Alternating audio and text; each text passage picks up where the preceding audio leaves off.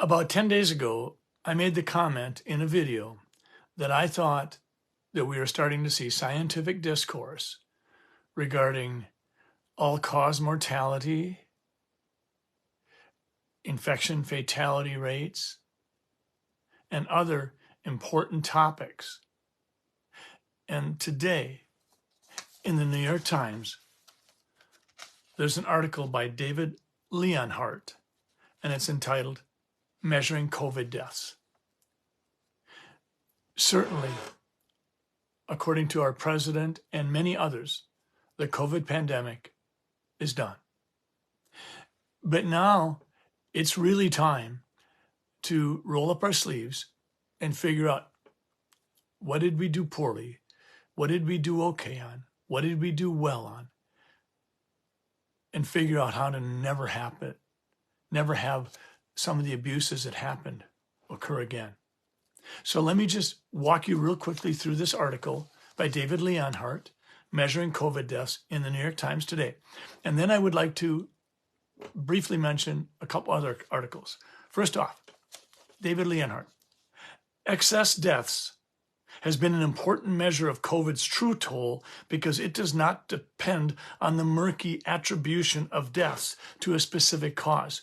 What he's saying here is that instead of looking at what codes doctors chose to use or what the CDC coded something as, if we just use excess deaths, the number of deaths above what would normally be expected during a similar time frame.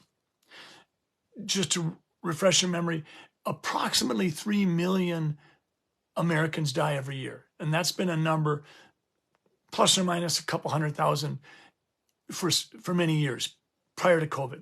And so if we see excess deaths, instead of it being 3 million, it's 3.2 million or 3.3 million, then that's called excess deaths. And it doesn't really matter what they died of. It's an excess of death. And it's a number that really can't be fudged. It's pretty hard fast. So that's what David Leonhardt is saying here. It does not depend upon what is attributed as the cause of death. Then he goes on, during the past few months, excess deaths have fallen almost to zero, according to 3 different measures. Number 1, the Human Mortality Database. Number 2, The Economist magazine. And number 3, the CDC. Then he says this, after 3 horrific years, COVID has turned into an ordinary illness. Then he says, the progress of COVID turning into an ordinary illness stems mostly from 3 factors.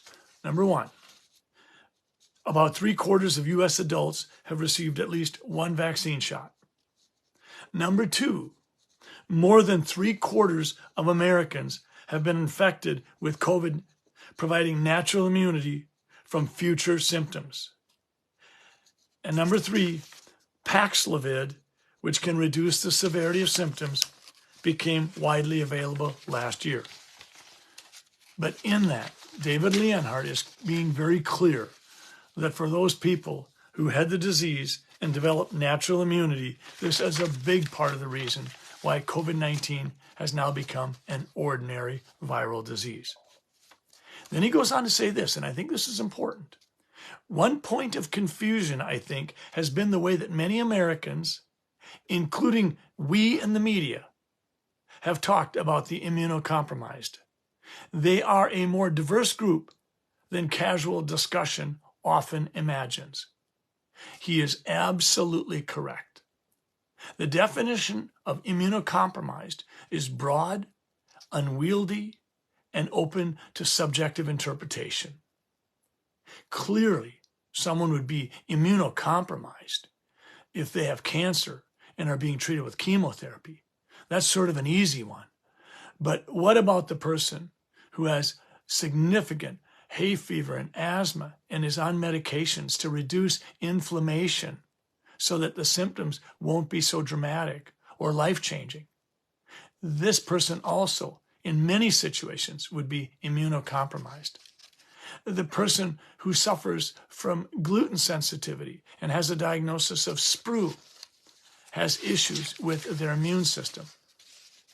The moniker or name of immunocompromised in the minds of many is not any kind of a precise label from which most common sense, ordinary people or doctors would agree on what that definition might be.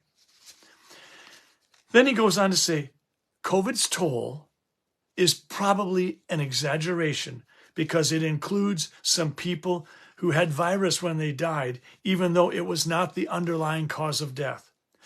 CDC data suggests that almost 1/3 of official recent COVID deaths have fallen into this category. A study published in the journal Clinical Infectious Diseases came to similar conclusions.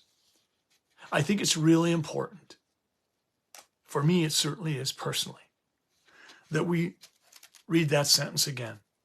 COVID's toll is probably an exaggeration because it includes some people who had virus when they died, even though it was not the underlying cause of death. Other CDC data suggests that almost 1/3 of official recent COVID deaths have fallen into this category. Clinical Infectious Diseases came to similar conclusions. Let's go to that study that he references. Maintaining the utility of COVID-19 pandemic severity surveillance, evaluation of trends in attributable deaths and development, and validation of a measurement tool. Lead author, Caitlin Trottier, MD, Jennifer La, PhD, Lucy Lee, MD, Clinical Infectious Diseases, June 22nd, 2023. Highlight, background, abstract. Death within a specified time window following a positive SARS-CoV test is used by some agencies for attributing death to COVID-19. What are they saying? They're saying that within a certain time window, frequently used is 30 days. If there's a death that occurs within 30 days of a positive PCR test for COVID, some agencies say, yep, that's a COVID-19 death. Arbitrarily, that's a COVID-19 death. So what happened was this study followed patients at the VA and at Tufts, T-U-F-T-S, Tufts Medical Center. They identified records and they evaluated them. Their results revealed that among vaccinated VA patients who died within 30 days after a positive test in January and February of 2022, death was actually COVID-related in 103 out of 150 of those, or 69% of the time, and of cases. And 55% were felt to be causally related, 14% were contributed. So they were saying 55% of 69% were caused by COVID. This would be 35% were caused. Then in June through August, death was COVID-19 related in 70 out of 150, or 47% of the cases, 22% of those being causality-based, 25% being contributory. And that would be 22% of 47%, which would put you somewhere around 11 or 12% causality related. Similar results were found in deaths at Tufts Medical Center. The conclusions of this article: by mid-2022, death within 30 days did not provide an accurate estimate of COVID-19 related deaths in two healthcare systems, the VA and Tufts. I'm going to say it again. They are clearly acknowledging by mid-2022 that to arbitrarily say if someone died within 30 days of having a positive test, it's COVID-19, that did not provide an accurate assessment of what really was a COVID-19 related death. One group of patients was 35% causality, another group was 11%.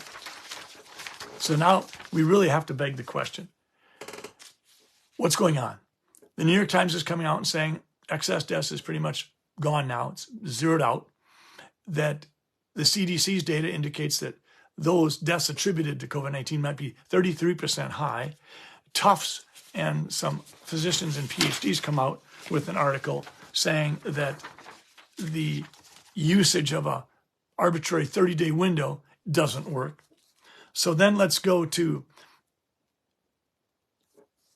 a Substack by Ashmedai, July 11th, 2023, titled Adventures in Death Coding, 19 comically absurd Minnesota UCOD COVID deaths accepted by the CDC.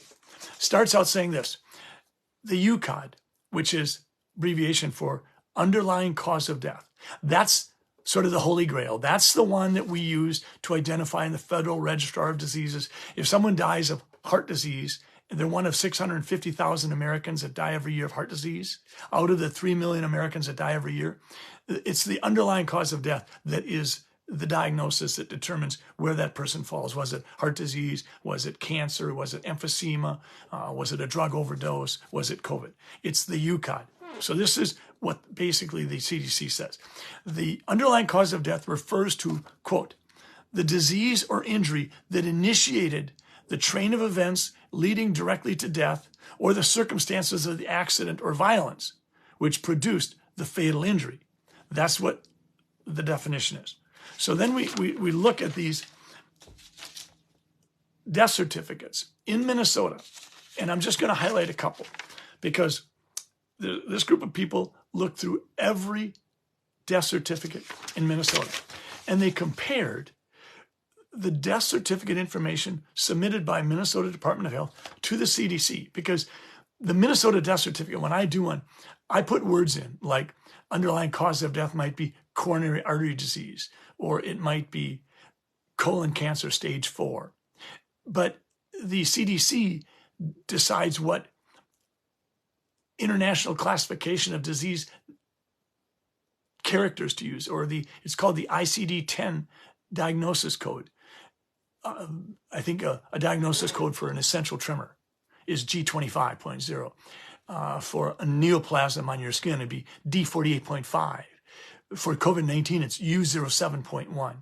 But the CDC is the one that decides what code to put down. So here's one that jumps out at the author of this Substack, Ashmedai, Ashmedai. This is a death certificate that the information given to the CDC was COVID-19 infection in patient with Parkinson's on hospice. Okay, so this is a patient who is to be on hospice in Medicare. You have to have a diagnosis that indicates why it's likely that death may come within 180 days or 6 months.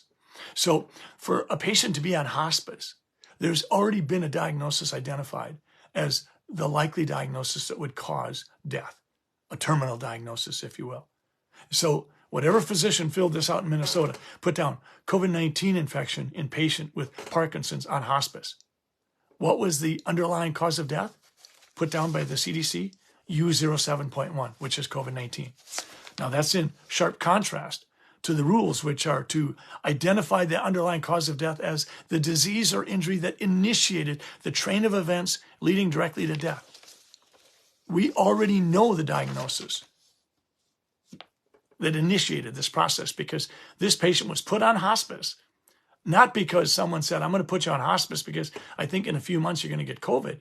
They put him on hospice because he had end-stage severe Parkinson's disease. He was 83 years old and he lived in a nursing home. Here's another death certificate. This one. Here's what was given over as the diagnosis from the Minnesota doctor. Advanced mixed dementia. Tested positive for COVID-19 in late April 2020. Now, the patient died on May 11th, 2020, but in late April, so a couple weeks earlier, tested positive for COVID-19 in late April 2020. And on the death certificate, it said, unclear how much COVID-19 contributed. So we have advanced mixed dementia in a 91-year-old who died, and 2 weeks earlier had a positive COVID test. And the doctor had identified it's unclear how much COVID-19 contributed. What was the underlying cause of death? ICD-10 code assigned by the CDC, U07.1, which is COVID-19. One more. The diagnosis submitted was cirrhosis and hepatitis C in a 68-year-old male in the hospital. 68 years old, cirrhosis, hepatitis C that he had had for years. What was another cause put on the death certificate? by this doctor as the underlying cause of death? Asymptomatic COVID. Process that, please, with me. So we've got a patient in the hospital, has cirrhosis and hepatitis C, both debilitating, immunocompromising, potentially lethal diseases, cirrhosis and hepatitis C. And the doctor says he also has asymptomatic COVID. So I'm going to guess that that would be a positive test without any symptoms. What was the ICD-10 code assigned by the CDC? U07.1, COVID-19. There's an article, Just the News, July 7th, 2023. The headline article was, CDC admits not including diagnostic codes showing COVID vaccination as cause on some death certificates. Aaron Hertzberg and John Boudin wrote an analysis for Brownstone. What they had done was they obtained every death certificate in Minnesota going back to 2015. Doctors fill out the textual descriptions, but the CDC assigns the ICD-10 codes. These two men found 9 death certificates that explicitly mentioned COVID vaccines as a cause on these death certificates. 7 of these 9 were missing the most applicable codes. Those 2 codes, if you have a death related to a vaccine, would be 1, other complications following immunization, or the other one you could use would be viral vaccines. Both of those phrases have ICD-10 codes to go with them. Of those 7 that did not mention the vaccination, 1 had a COVID infection code and noted the person was infected several months earlier, but received their second vaccine dose 10 hours before death. I think it's important to unpack this. So what we have is we had a death certificate come through from Minnesota, and it identified that this patient had had COVID-19 months earlier, but 10 hours before their death, they received their second vaccination dose. And there was no vaccination complication code put on the death certificate by the CDC. I think this is why the New York Times and so many others are starting to ask the questions. For a while, we had the situation where if someone received a vaccine and in the next 14 days passed, they were not identified as related to the vaccine because it had been less than 14 days. We have had so many oddities in terms of how we code this. I don't really think that quibbling and bickering about this and that detail is going to get us where we need to get. But I would put a note of appreciation to David Leonhardt with the New York Times for writing this article where he talked about how do we best measure COVID deaths. And he talked about excess mortality as being a tool that wouldn't necessarily be subject to potentially human error or human bias in selecting an ICD-10 code for that death certificate. He went in and talked about the CDC's own data revealing that the death counts may well be 33% high. Then we have Leonhardt's article also link an article from Infectious Clinical Diseases Journal so that we could go to some more data and find that they also have identified that an arbitrary window of 30 days saying that anybody within that 30 days after a positive PCR test being identified as a COVID-19 death was problematic, and that the actual likelihood of causality was perhaps 35% in one group of patients and 11 or 12% in another group. I think we can probably now hopefully come together and recognize that the way we did things, the fact that in the first weeks or months of the COVID-19 pandemic, when physicians around the nation were advised that COVID-19 could be utilized as the underlying cause of death, even if it wasn't felt to be the underlying cause of death, even if it was felt to simply be a contributing factor, that this was problematic on multiple levels. I know that this has been a huge source of challenge and stress for me because I've been so vilified by so many, including physicians and public health officials. I'm hoping that we can move forward and ask the questions: how did this happen? Why did this happen? How can we prevent it from happening again? And are there specific individuals who should be held accountable because perhaps their rationale for doing what they did was not simply a mistaken judgment or misinformation, but perhaps a more nefarious agenda than that? Thanks for listening.